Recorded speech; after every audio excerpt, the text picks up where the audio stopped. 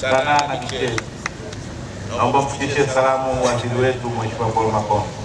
Tumepata nafasi ya kwenda kuangalia pale kwenye mabanda yenu, na nyinyi mmeshiriki kwa ukamilifu. Na wasihi wadau wenzangu wapate nafasi ya kwenda kwenye mabanda.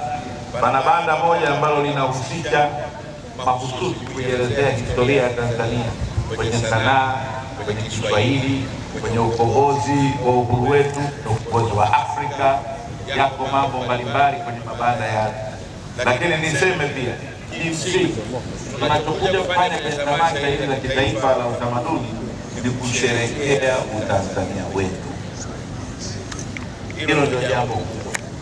Tunakuja tunakuwa sote wamoja hapa, tunakuja kusherehekea Utanzania wetu. Ukimwona mtu hana heshima na tamaduni yake, basi huyo hana heshima na yeye mwenyewe hajielewi. Sisi tumekuja hapa kuja kusisitiza kwamba sisi wa Tanzania katika tofauti zetu zote, kuna mtu ametoka Njombe, tumeona Mganda pale, wale waliotoka Ruvuma, tunaona Sanguro kwa watu wangu wa Ifakara pale na Ulanga,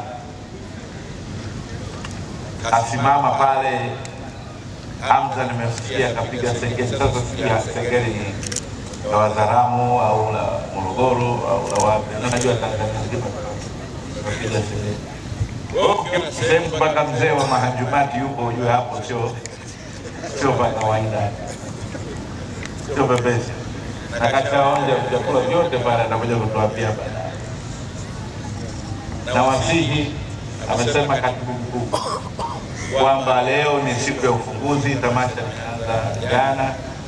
Tunaendelea kuwasihi na kufanya matangazo kwa wana Morogoro wote, tuendelee kutumia nafasi hii ya kuja hapa kujifunza tamaduni zetu, kufahamu na historia yetu, ambao kwenye huko kuna mambo jumuishi, kuna mambo ya maadili, kuna mambo ya utaifa kama nilivyosema, kuna mambo ya uchumi, namna ambavyo watu wanafanya mambo yao mbalimbali.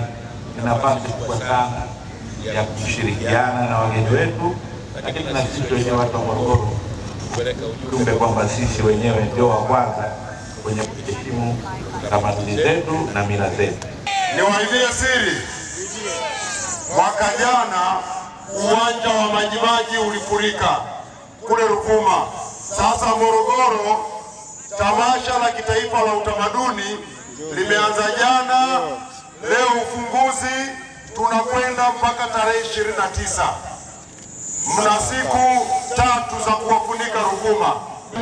Baraza la Michezo ya Taifa BMT kwa mwaka huu tumejumuika katika maadhimisho ya tamasha la utamaduni kitaifa hapa Morogoro kwa ajili ya kutoa elimu kwa wananchi na mambo mbalimbali kuhusiana na masuala ya michezo.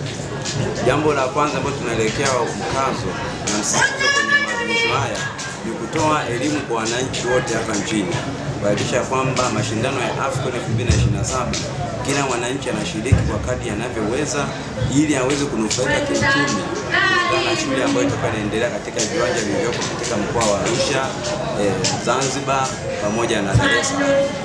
Wananchi wote tunawapa elimu wajue kwamba fursa hii sio ya watu fulani, ni ya wote.